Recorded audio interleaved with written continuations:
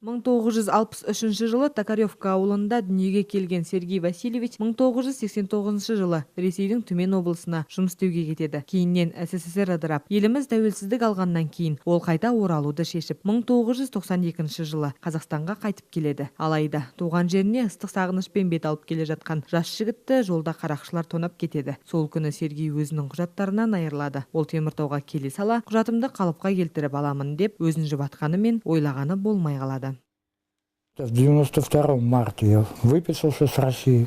1992 жылы Ресейдің азаматтығынан шығып, еліме қайта оралдым. Өкінішке қарай жолда куәлігімнен айырылып қалдым. Теміртауға келе салысымен бірден елшілікке хабарласып, азаматтық алу үшін құжат жинағым келетінін, бұрынғы құжатымды жоғалтып алғанымды хабарладым. Олар маған 1991 жылы қай елдің азаматтығында болсаң, сол елдікі болып қаласың. Қазақстанның азаматтығын ала алмайсың деп айтты. Одан балаларыңның немесе ағайын туысыңның үйінде тіркеуде болсаң, соларды әкел деді. Үй кітапшасын алып бардым. Жарамайды деп қайтарды. Осылай елге орала салысымен 2 жыл жүгірдім.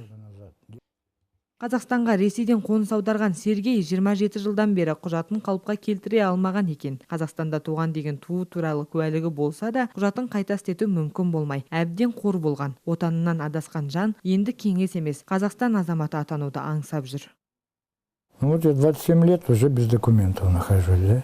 27 жыл болды құжатсыз жүргеніме. Бармаған жерім, баспаған тауым қалмады. Ешқандай іс бітіре алмай қор болдым. Бір жерге барсам екіншіге барсам үшіншіге жібереді. Мен де адаммын, кеудемде жаным барда, жейтін нанымды тауып, киім кешегімді өзім алуым керек қой.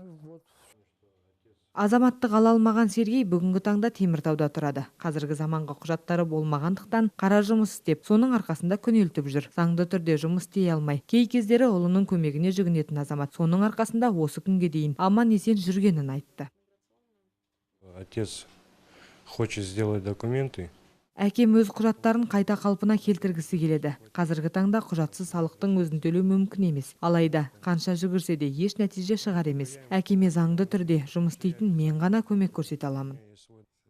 Ал бұл мәселеге қатысты жергілікті көші-қон полициясының өз айтарлары бар. Мемлекеттік мекеме қызметкерлерінің сөзіне сүйенсек, азамат өз құжаттарын қайта қалыпқа келтіруге құлықсыз. 2017 жыл емес, 2018 жылының басында келген. Басына келген кезде ол кісіге түсіндірілген қандай құжаттар дайындау керек, не істеу керек азаматтығын анықтау үшін.